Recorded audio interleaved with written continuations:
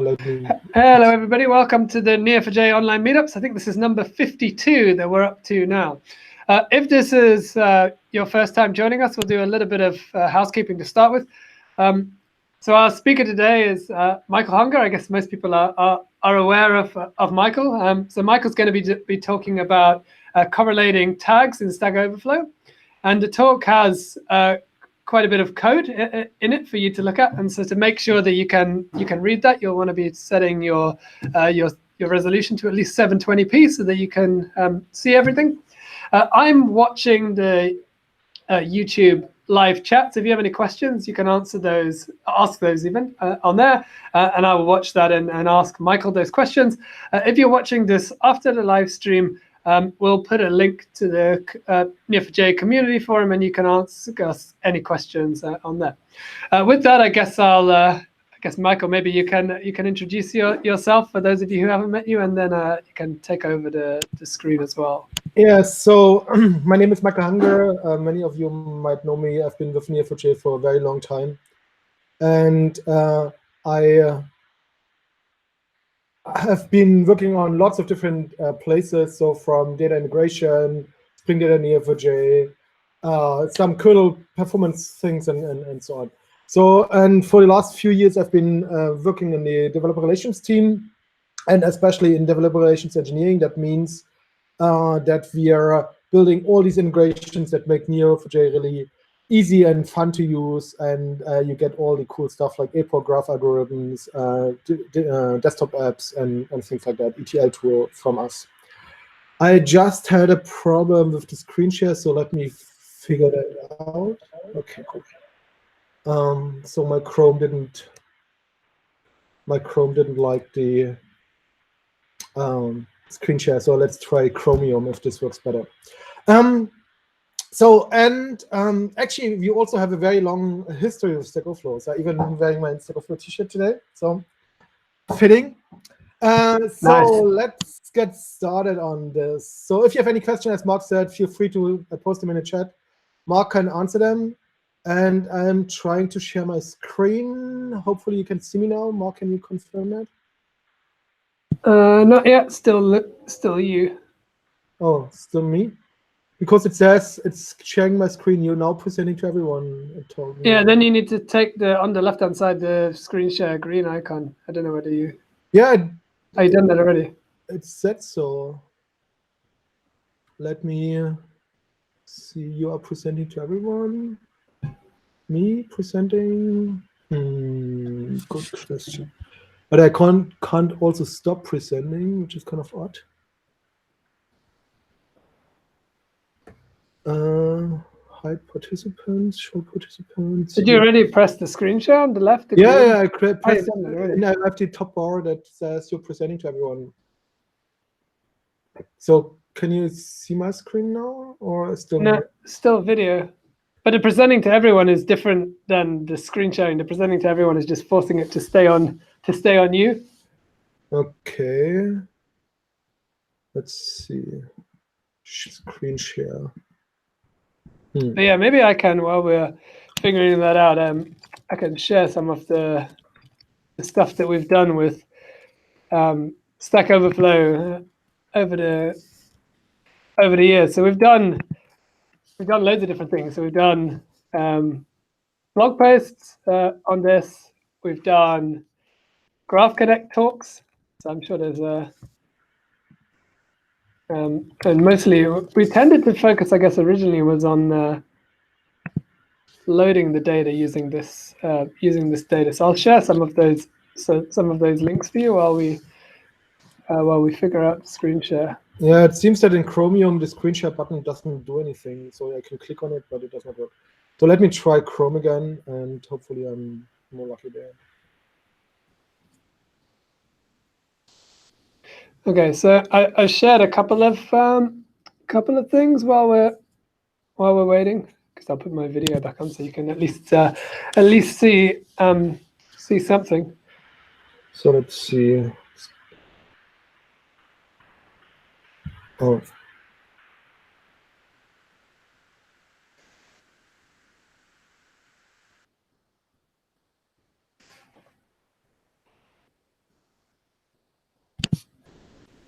maybe I can. Oh, you're back again. Okay, let's see. So I'm pressing screen share, then it goes into spinning wheel of death, and then let's see. Before it said that it can't device failed retry, and then yeah, it's just the same. I'm quickly restarting my Chrome. Give me a second. Sorry for that.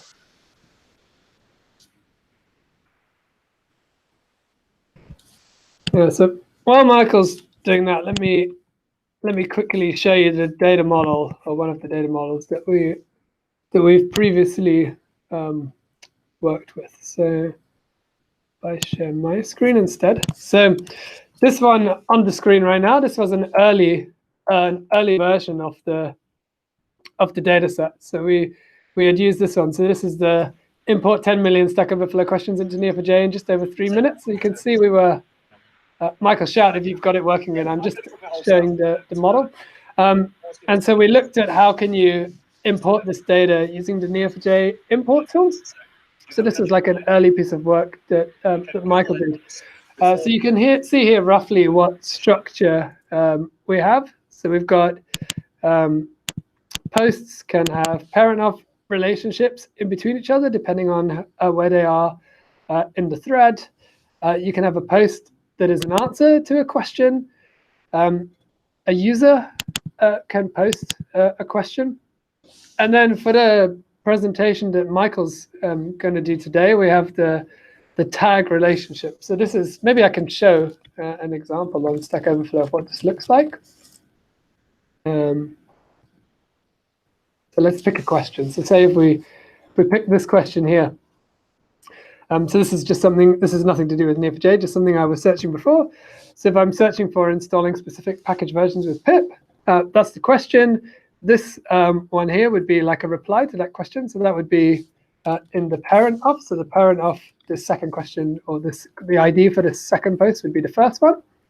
And then the tags are these things here. So I'm just going to zoom in a little bit so you can see. So you see here, we've got tags, got like Python, MySQL, pip, PI. Those are the tags that are assigned to a question. So let me just check if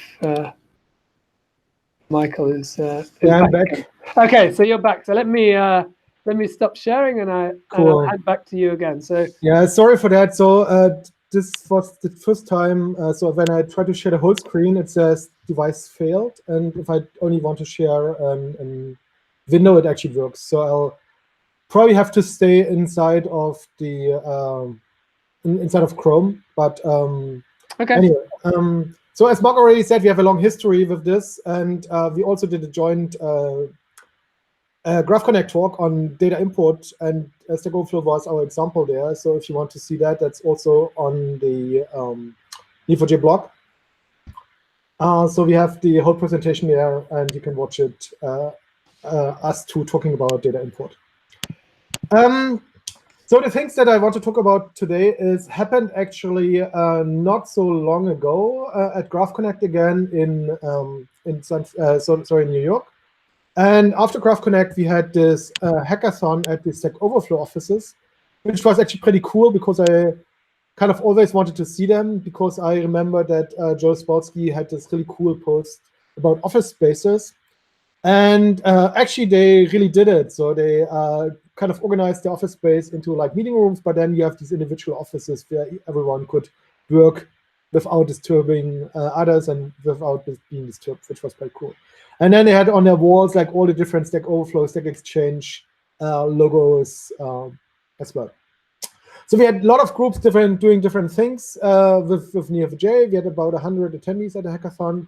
And I joined a group that wanted to do some data analytics, some data science. And so we thought, what else could be better used at this event than the Stackoverflow dataset? And fortunately, as Mark mentioned, we did all the importing before. So basically, what we been doing is we download the Stackoverflow dump from the Internet Archive. You can it's coming as in 7 zip archives, which you can have to extract. Then we convert the XML files into CSV for Neo4j import. importing it with Neo4j bulk importer. It takes about 3 minutes, which I wanted to show you, but unfortunately, because I only can share my Chrome, I can't show you. And then we create some indexes and constraints. So we have an GitHub repository here that has the code for running all of that. So you can just basically grab the dump from the Internet Archive, unzip it, and then it basically turns these XML files, which are just kind of CSV wrapped in XML. You can turn them into CSVs with some Java code that I wrote, and it uses this kind of configuration for saying this is kind of post with these fields. These are post relationships, post answers, user posts, and tag posts. So relationship between tag and post, and users and tags. And then we basically get a bunch of zipped CSV files. And then we can run a Neo4j import with these CSV files, and it takes about 3 minutes and 20 seconds. I just ran it a few minutes ago to finish, which is kind of cool. And then after that, we just create some indexes, and we mark posts as question and answers based on the post type that I have here. And as questions based on the post type, and as answer if it's been an accepted answer. And then we create a bunch of indexes with, for instance, Shell or Neo4j Browser. And then we're basically done with the import, which gives us a really nice database. And what we've been doing here is we basically use Google Colab notebooks to work with this data. Back then, we set up an Neo4j Cloud instance for the data.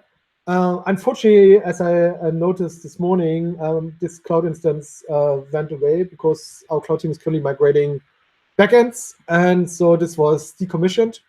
So I had to quickly reset up the whole data set on our test on a test server, which I had to SSH tunnel into to get the ports open.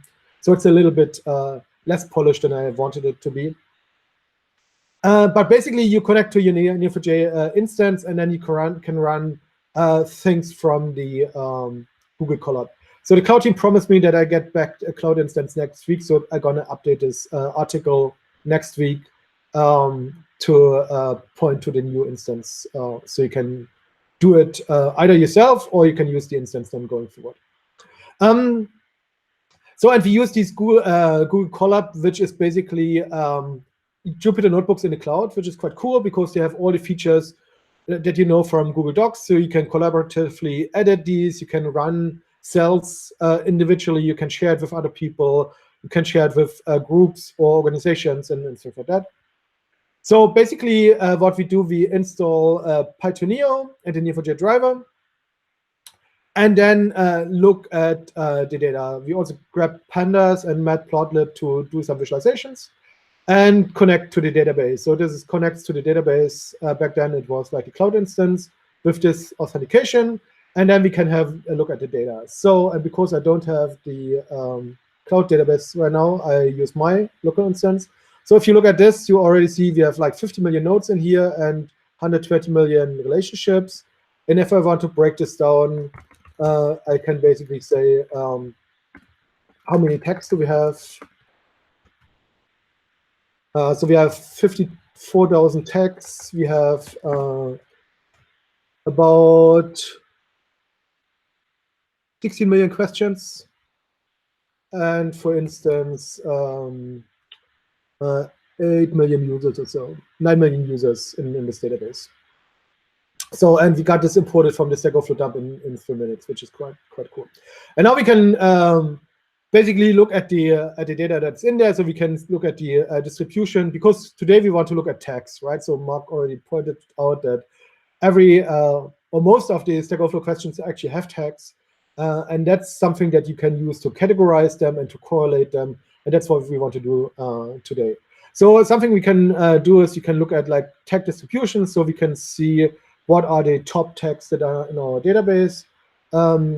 So here we run a statement that says, find us the tags, and then order these tags by their degree. That means how many questions have been tagged with this tag. So this is a shortcut for saying, read efficiently the degree of this node with the tagged relationship, and then we sort it by this and return the top 20 tags. So if you look at this, we see,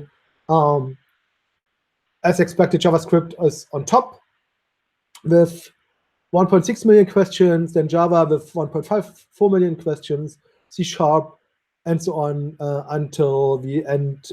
So the number 20 is Angular with 200,000 questions tagged with this tag.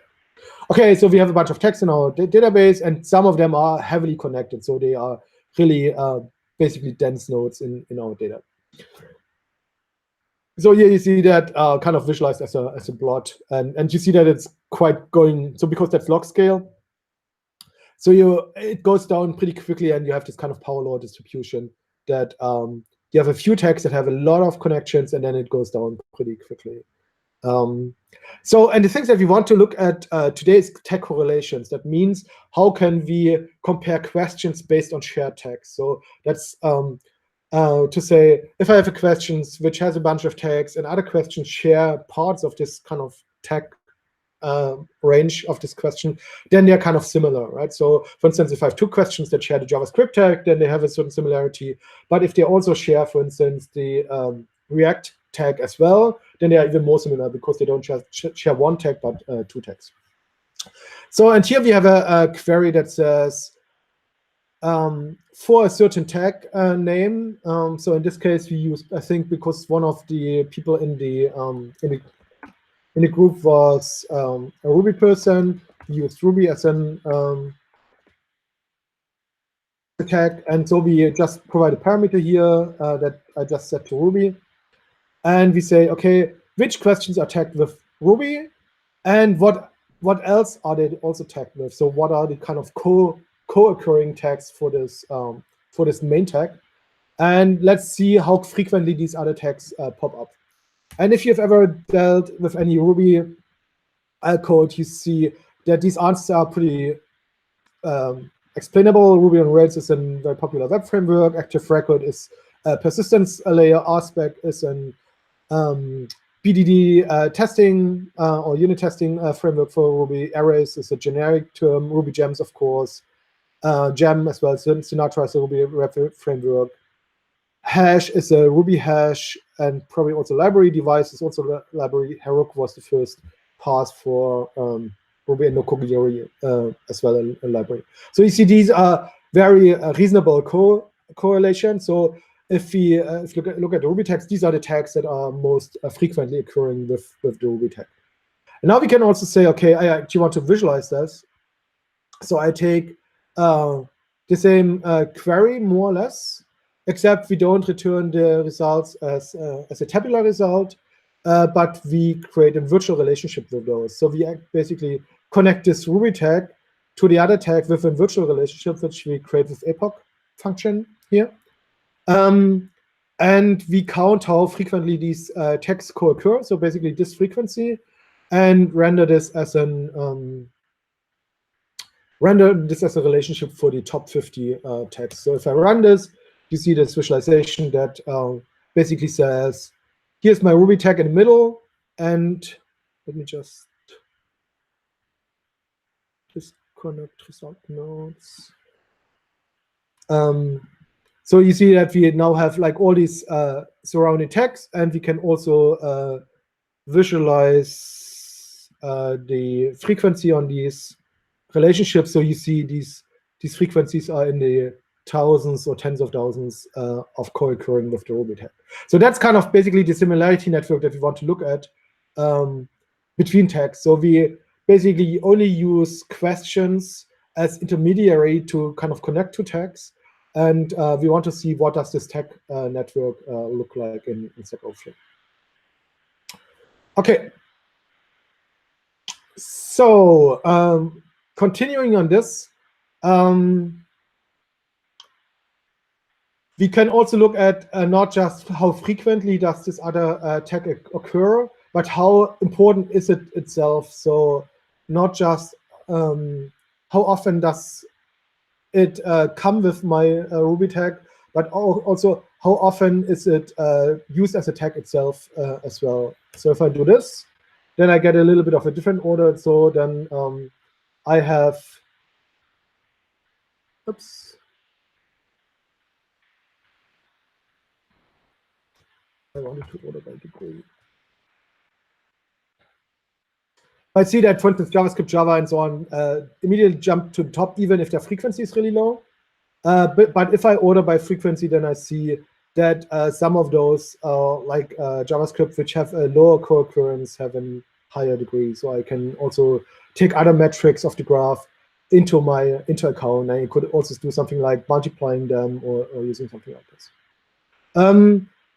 Unfortunately, Neo4j Browser does not have any like visualization support that's dynamic. So something I wanted to show you is this visualization here of the co-occurring tags has these really nice numbers on relationships, but they unfortunately don't have any effect on the width of the relationship. So what we did instead was we used NeoVis, which is a tool which has been built by my colleague Will Lyon. And if you go to Neo4j contrib, sorry, on GitHub. Yeah, I can share the link. Or Mark can share the link. Then you find this, and I just used NeoVis basically more or less out of the box with a little bit of configuration. I put actually an HTML file here into the input directory, so input repository, so you can also use it from there. And so basically I used NeoVis and said I want to have tags that are similar to each other, or in my case with the epoch relationship. And then I just use the thickness of the relationship to render the value on the relationship to render the thickness of the graph. So what I do here is the same as you saw before with the epoch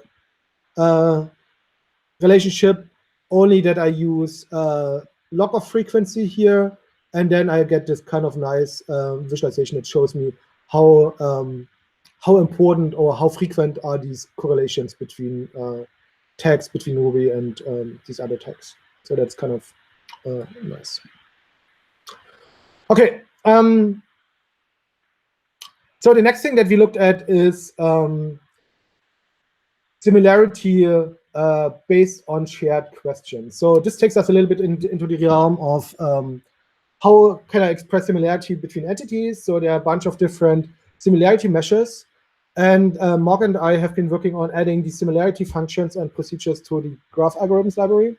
So if you have not seen Neo4j graph algorithms, that's a library that we've been working on for quite some time now, and which has not only traditional graph algorithms like centralities like PageRank or clustering algorithms, but it also has some extra data science tools, for instance, tools for vectorization, link prediction, and also things like similarity computation. So if you look at the docs for the graph algorithms library, there's an extra chapter for similarities.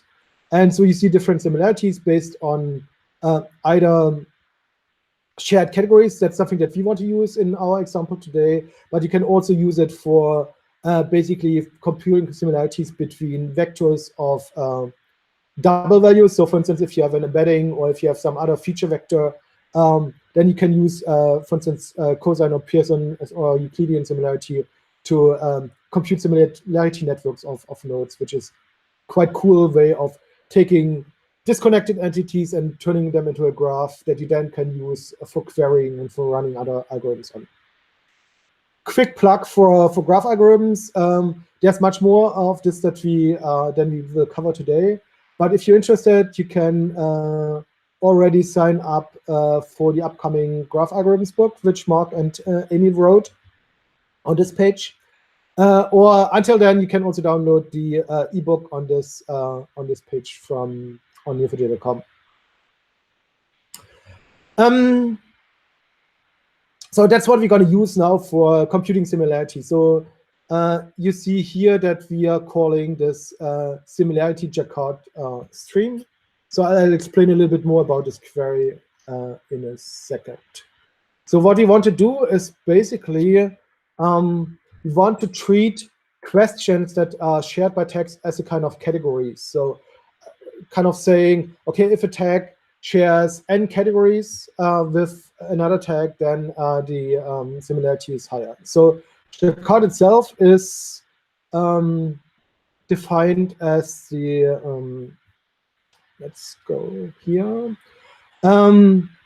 as the size of the intersection of two sets divided by the size of each of the two sets minus the size of the intersection. So that's kind of taking into account how much overlap is between these two sets, but also how big are the sets themselves. So for instance, that a set that only has one element, and this one element exactly the same, has doesn't kind of get an overweight between compared to a larger set where, for instance, 50% are similar.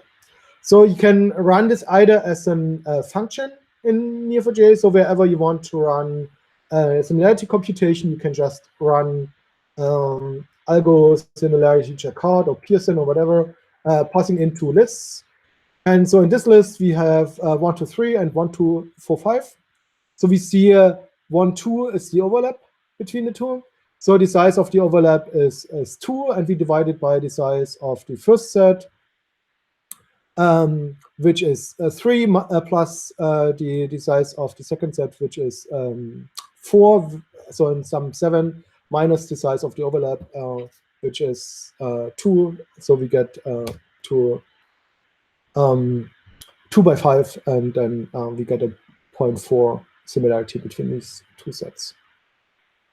For the other similarities, it's similar, but it's a little bit different because they compute basically dot products between vectors to compute similarities.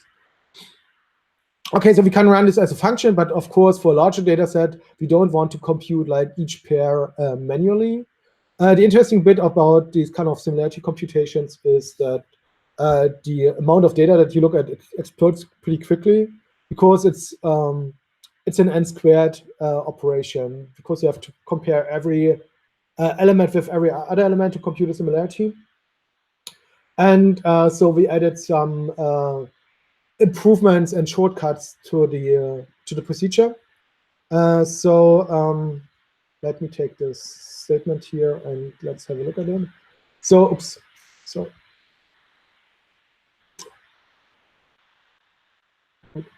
No. Okay, so the shortcuts you can take for reducing the total set size is 1, you can only look at elements or tags that have a certain degree. So you can kind of filter out irrelevant tags that only have like a 10, 20 questions tagged with them. So they are not really as impactful as you need. So in this case, for just sampling them and having a look, we just take the first 100 questions here. And sorry, the first 100 tags, which have at least 50 questions tagged with them. And then we find, for each of these tags, we find the questions, all the questions that have been tagged with these tags. And here, originally we had a limit in here of 3 million, but I can remove it. And then we treat these questions as categories. So for each tag, which becomes our item for our similarity computation. So basically, this is a map or a dictionary where we have item as one entry, so which is our tag, of which we want to compute a similarity. And then categories is basically a list of IDs or a list of values that represent kind of shared or overlap between our items. So this could be something like, in this case, it's questions. It could be something like co-authored papers in a citation graph. It could be something like real categories and something like a business graph like Yelp, but also other kinds of structured categorization elements that kind of describe kind of the context of our elements. So we kind of create this entry per tag. So each tag has the ID of the tag, and the ID of all the questions. As you've seen before, some of these tags have quite a lot of questions. So for instance, the JavaScript tag has 1.6 million questions. So this categories collection would be 1.6 million elements large. And then we turn them all into a single collection, so which we can pass to the procedure. And then we pass this entry to the procedure. So as I said, one shortcut that we took is we only look at tags with a certain degree. So you can actually see how many tags of this degree we have. So in total, we had 50,000 tags. And now with at least 50 nodes, we have 23,000 tags. So we remove basically half of them from the picture. And the other thing that we are also doing is for each of these elements, we are only interested in the top 3 similar items. So in general, such a similarity computation would return n² items. So if I pass in 23,000, then I'd get 23,000 squared results. But of course, I don't want to get so many results back because many of those are meaningless because many tags are just dissimilar. They don't have an overlap, or the similarity is very, very low because they only share, for instance, one of the very, very common tags like HTML or JavaScript or something like that, which is not so meaningful in themselves. There are other things that you can pass in here, for instance, similarity cutoff, which means I have to have at least so much similarity measure for the pair to be taken into account. So each of these pairs of tags will be computed with the Jaccard formula, and then we say, okay, either we can use something like similarity cutoff, where we say, okay, we're only interested in a few of them that have at least this similarity, or we just say we want to have the top 3. So what's the on the top? If you sort them by similarity, what's on the top? So we get the most similar items only here. And this stream procedure call means that the results are streamed back to us. So you have to be also a little bit careful. If you're streaming back like millions or billions of results, then your poor Neo4j browser or Neo4j shell will be overloaded. So you should only do this if you kind of consume the results directly and write them, for instance, to a file or to an other data storage that can handle these volumes. And then we basically return the 2 items, their counts and similarities. And because the item is here just our tag ID, which is not so helpful for us humans to kind of to look at, we also use a function to get the node for this tag and then return the names. So lots of talk, and then we take the top 50, but I can also remove this limit. So this runs now for 20 seconds, I think, because it has to compute 23,000 squared, so basically 500 million pairs. We do a little bit of shortcutting because we only compute half of them, because if you compute a similarity between A and B, then you don't have to compute B and A again, because that's the same in our case, here at least. So, and the result is thankfully not surprising. It would be, I mean, many of these kind of similarity measures and so if you look at them as a human, you say, of course, it's obvious, right? So, for instance, that there's a similarity between HTML and CSS, or SQL and SQL Server, or Flex and Air, or SQL and Oracle, or database and SQLite. All these things are obvious for us as humans, right? But you have to remember that the similarity algorithm just looks at the data structures and doesn't know anything about the meaning of any of these tags or meaning of these words. So for the algorithm itself, each tag is equal. They don't really differ in themselves, but they differ in their context. So in the context of each tag is kind of the questions that are tagged with this tag, and kind of the shared context means is turned into the similarity measure. And so we see how many intersections were computed between these 2 tags, or how many intersections existed. So you see that between HTML and CSS, there were actually 300,000 questions that were tagged both with HTML and CSS. And so the Jaccard, Jaccard similarity measure is 0.33 that comes out of this. Okay, so that means just looking at this, actually these results make sense. So we also have something like TSQL and database and so on. So there are some kind of obscure text in here, like probably Delphi is not so much in use anymore, or actually it is, but not. You don't come across it that often. There's also flex in air, because we just took the first 50 tags that had more than, sorry, the first 100 tags that had more than 50 questions. Because the Stack Overflow dump data is organized in so kind of in chronological order.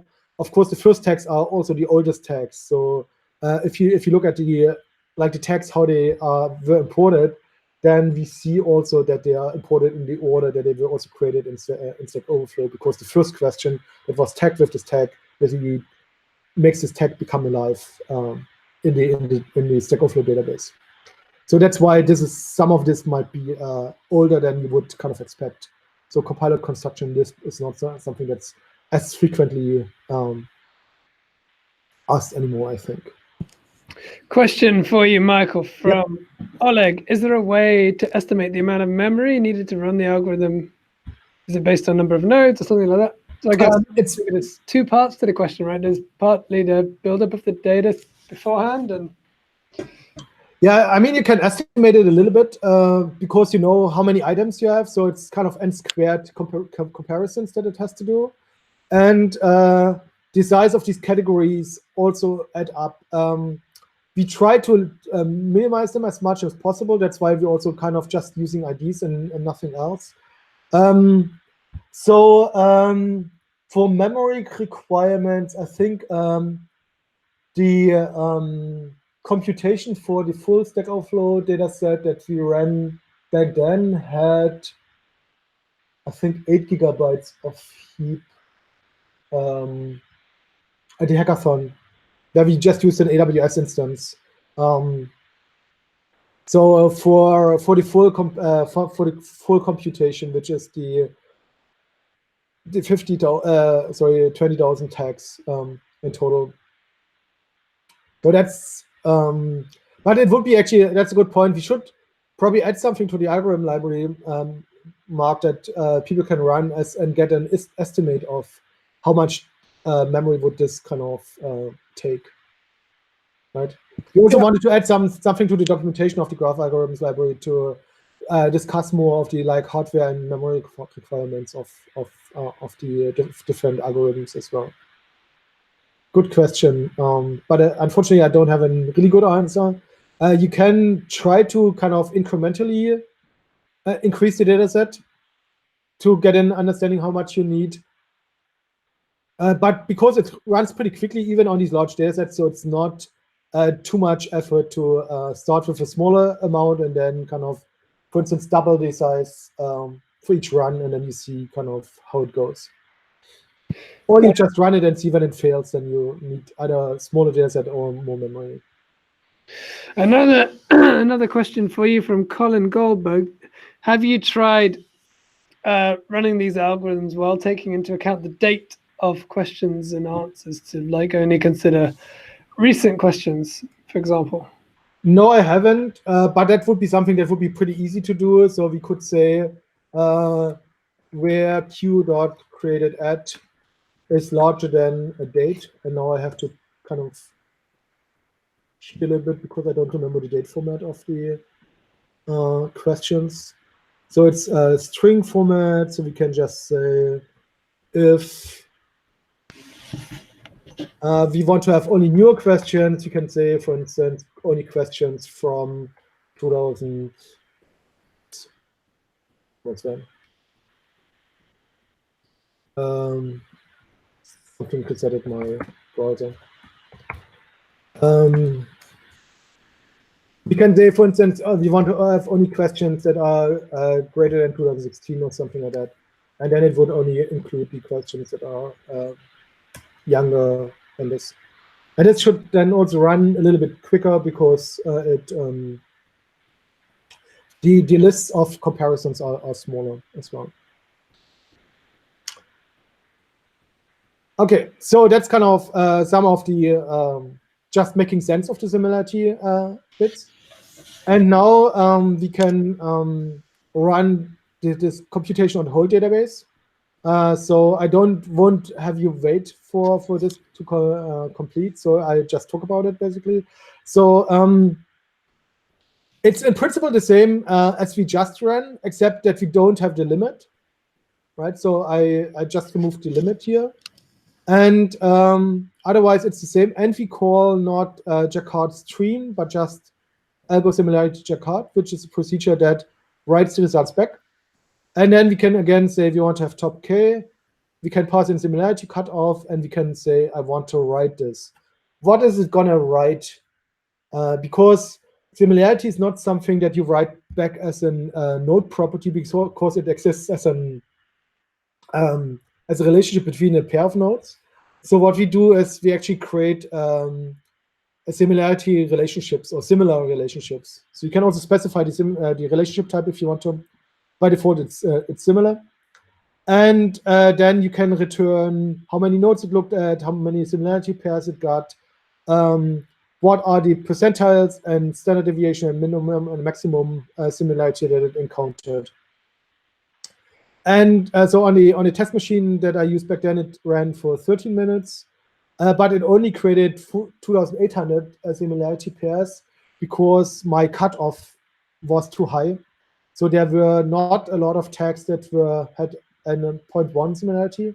So I reran it with 0.01, and so we got more 40,000 or so, I think, out of that.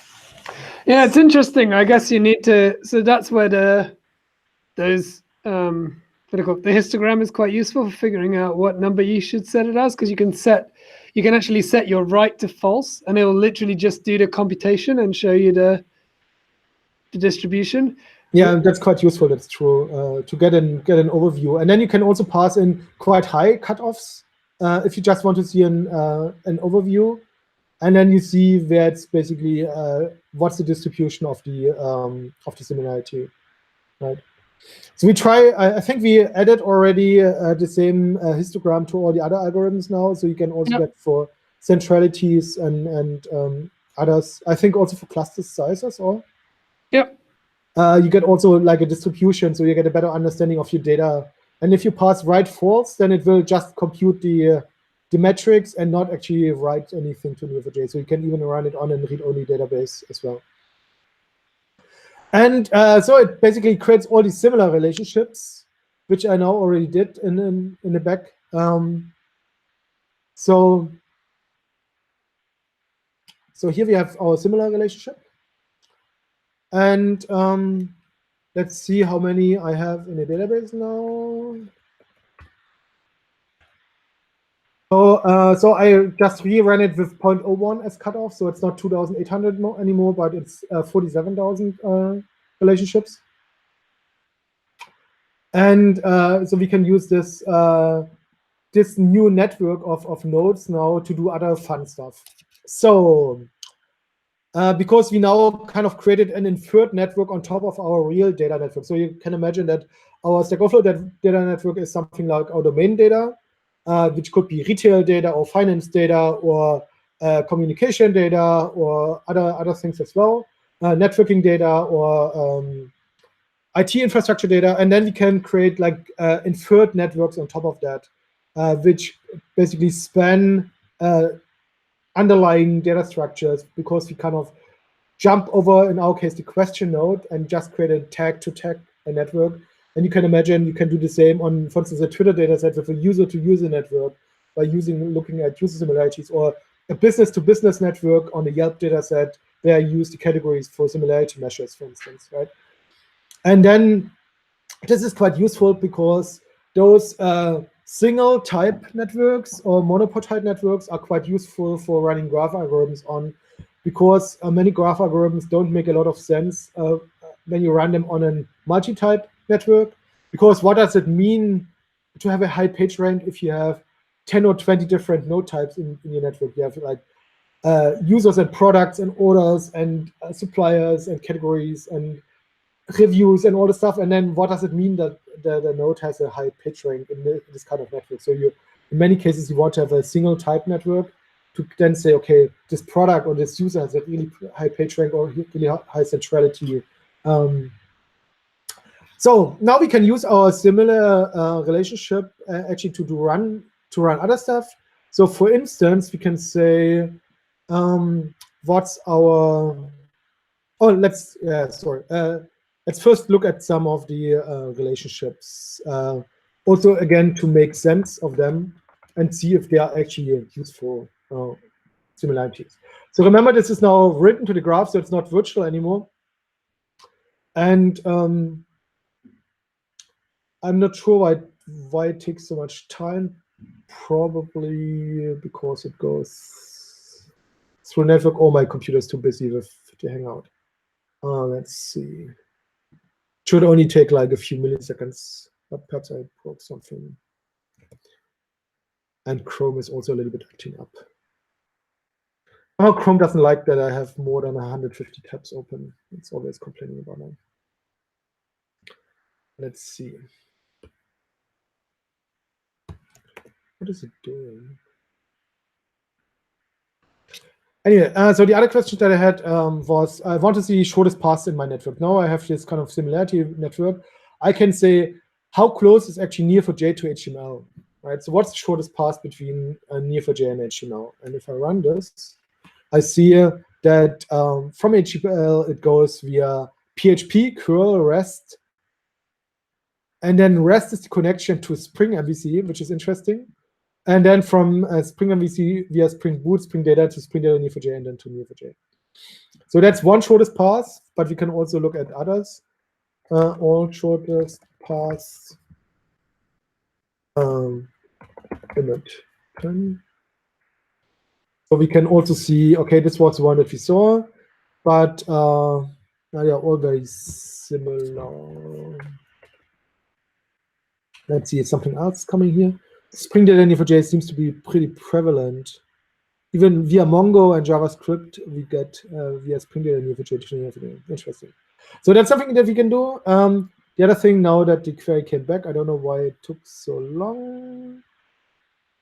No idea. Now we have our similarity network here, which is kind of really interesting because if you look at it, it really makes sense from a human perspective, right? So here we have C# with Link, Entity Framework, WPF, Unity 3D. Over here we have regex with Perl and all its friends and parsing. Here we have XML with XSLT and XParse. There's C and friends and C++ connected to C and with its own little kind of cluster. And then over here we have SQL with like different SQL databases, T-SQL as well. Or over here we have HTML, JavaScript with related technologies. So you have things like React and Node.js and Angular and so on in here. So you see that from the similarity network itself, it actually makes a lot of sense in terms of like what's in there. I wanted to show you the whole thing in Bloom as well, but unfortunately, because I only shared the could only share Chrome itself, that was not possible. The other thing that I wanted to show you is that we now can run also graph algorithms on top of this. By the way, there are also some fun stuff like, where was it? Solar and Lucene and Hibernate. There was also like Flash and Air and things like that in there, which was kind of, here's Flex and Flex 4. And so there's some really fun like little clusters in the data as well. So the other things that we can do is also run other networks here. So for instance, we can run PageRank label propagation and between centrality. And because we now have the tag and the similar relationship, we can just run them like this, and they will write back their metrics to the database. So if I run these, let's see how long each of those take. Just have to enable multi.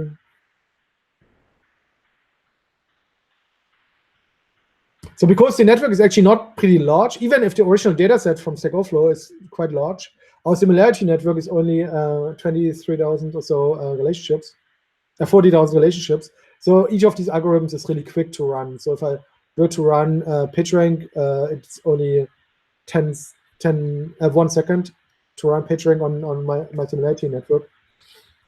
So it loads 50,000 nodes and writes back the results into PageRank properties.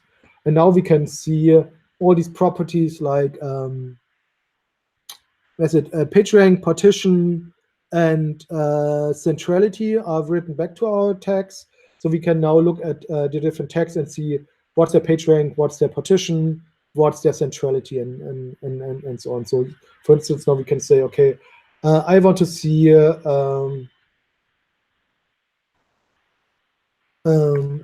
PageRank and dot centrality. So this is between the centrality. So how much do they connect clusters? And then order by and dot PageRank descending. And so we see machine learning has a very high PageRank. So a lot of stuff is connected to the machine learning tag, either directly or transitively. It also has a high centrality, so it connects a lot of clusters. Deep learning as well. WPF has a very high PageRank, which is interesting, which is Windows, the Windows Forms thingy, HTML. So that's something that we now can run on top of our data. And what we can do now here is with Neo4j, we can actually run these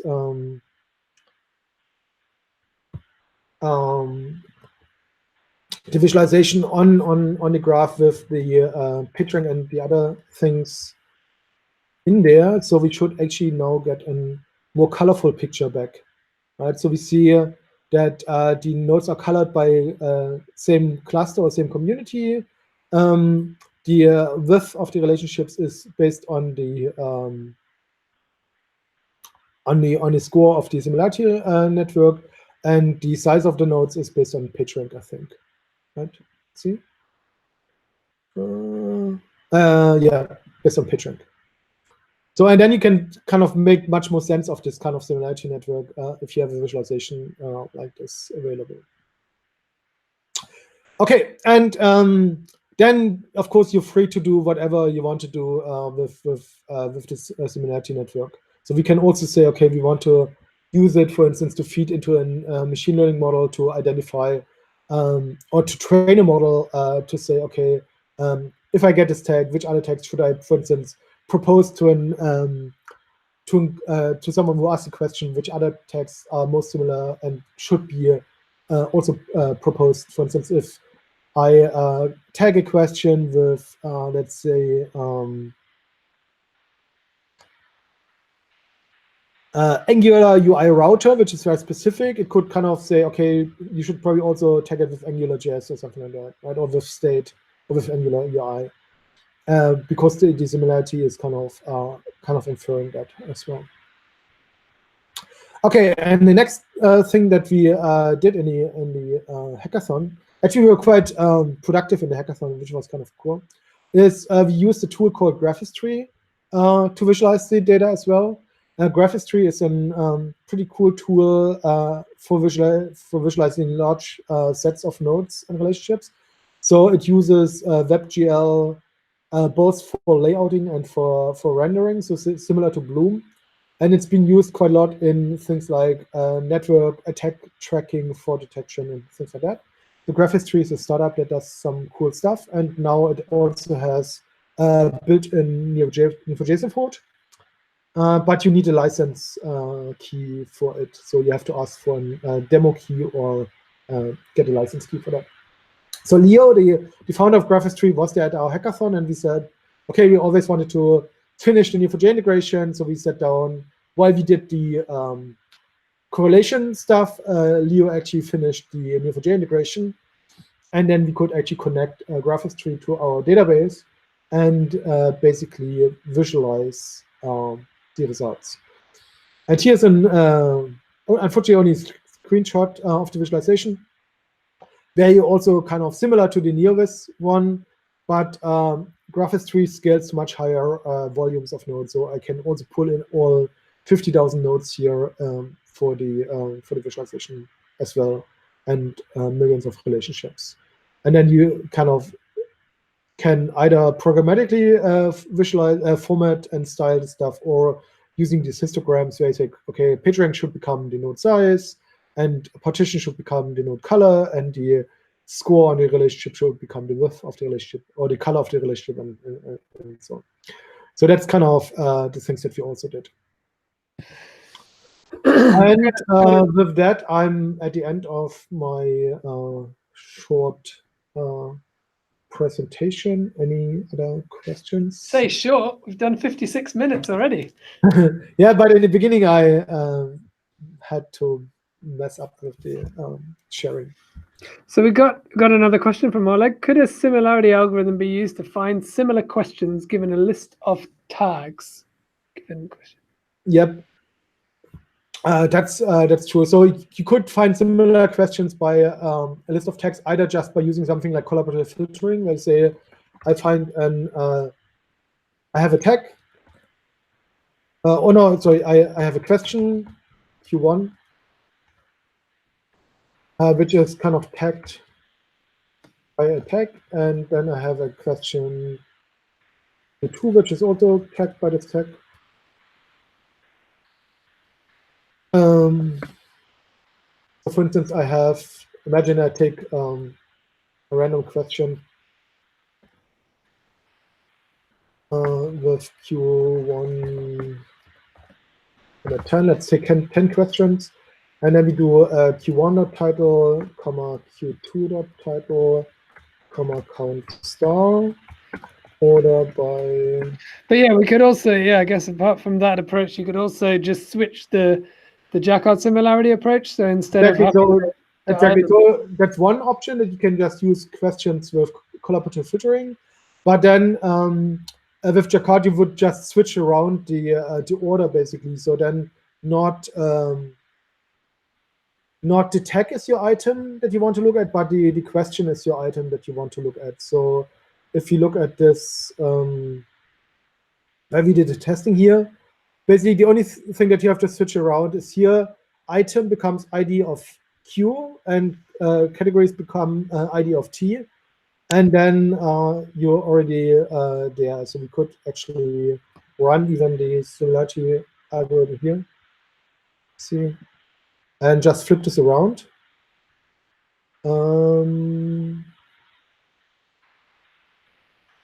ID of T and ID of Q tag. And then we don't return the name but the title.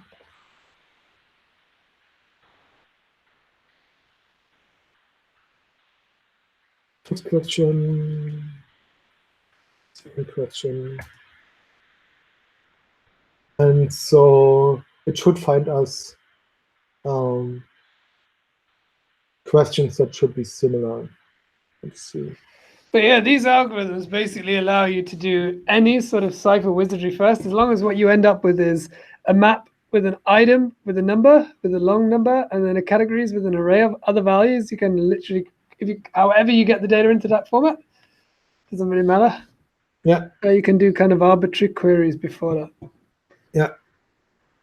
So here we see basically questions with joint tags via collaborative filtering, which is kind of okay. Time computation and valid date time, input string, age. So it's kind of, so we have link and entities. So it's kind of a similarity. Right, but you only looked at like 10 questions, so it's not like the probably not the best total set. But then let's see what comes out of our similarity computation here, so we can figure that out. Now, because, as I said before, this is only like the starting point, so there's a ton more that you can do with these. And Mark also has a bunch of other examples in the documentation, and also I think Tomasz created a number of blog posts that use the similarity procedures for different things. So for k-nearest neighbors on images, on communities from, I think, citation networks, and so on. And one really cool blog post was this young people survey, where they basically had a survey questions over a group of people, like a census, and then you could run basically similarity computation on top of the census data, and then you could identify what are clusters of people who are very similar, for instance, who have like joint preferences and things that they don't like, and that was quite impressive, I found, as the results that came out of that. So that there's a number of things. So you should probably also, I don't know, Mark, share this Tomáš's blog for. Yeah, yeah, that's shared on the chat if you're watching that. Cool. I guess we're pretty close to wrapping up. So if you enjoyed the presentation, don't forget to like the video on YouTube so that other people can find it. And then next week's Neo4j online meetup is on XRP and Ripple. I think that one is on Thursday. Yep. So I guess that'll be me, maybe Michael if he's free. Yeah, I have to see. I might be traveling. I'm not sure. So we'll be in hipster blockchain land again. Yep. So it should be fun. Yeah. So Thomas, who did the Ripple stuff, has done some really, really cool blog posts, and he imported like the whole Ripple blockchain into Neo4j, and then that's something that he then used for further analysis. And actually, we want to do also more graph algorithms on top of that data as well. So this will become a really cool data set as a stand-in for financial money flow data, because usually the banks don't let you get the data after all, right? So, so this is open data in this regard. Cool. So if that's your domain, then this next Thursday could be a good meetup for you to attend. Yep. Otherwise, I guess we can wrap up there. So thanks, Michael, for. Yeah. Thank you all for attending, and sorry for the initial mess up. Cool. We'll see you all next time. Bye-bye. Bye-bye.